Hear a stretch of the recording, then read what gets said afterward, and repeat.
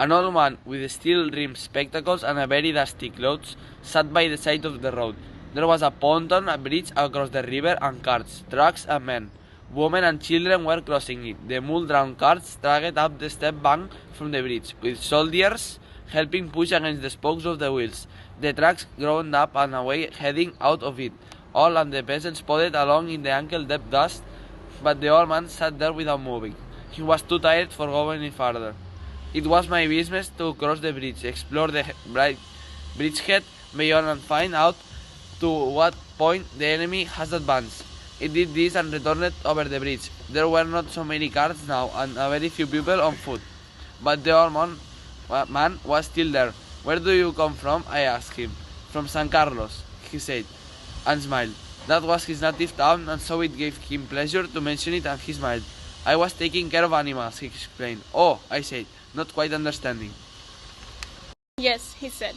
"I stayed, you see, taking care of animals. I was the last one to leave the town of San Carlos."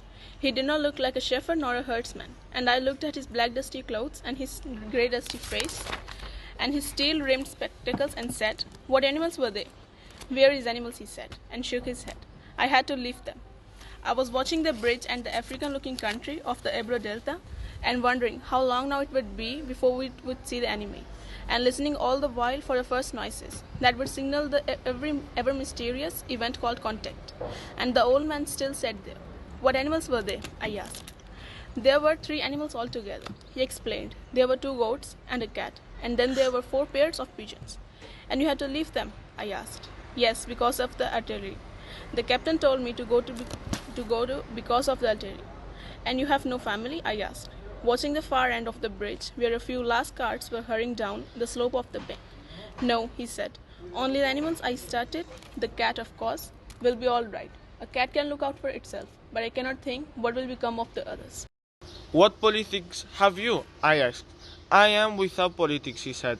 "I am 76 years old. I have come 12 kilometers now, and I think now I can go no further."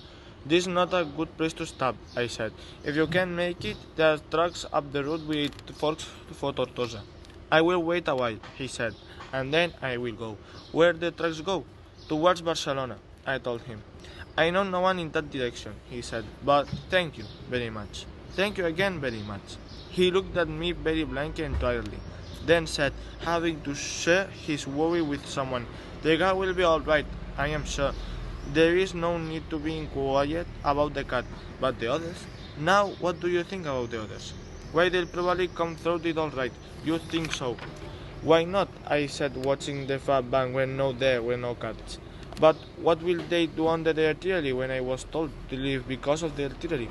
"Did you leave the dove cage unlocked?" I asked. "Yes." "Then they fly." "Yes, certainly they fly. But the others? It's better not to think about the others," she said.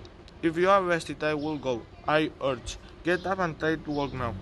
"Thank you," he said, and got to his feet, swept it from side to side, and then sat down backwards in the dust. "I was taking care of animals," he said dully, "but no longer to me. I was only taking care of animals. There was nothing to do about him." It was Easter Sunday, and the fascists were advancing towards the Ebro. It was a grey overcast day with a low shining, so their planes were not up.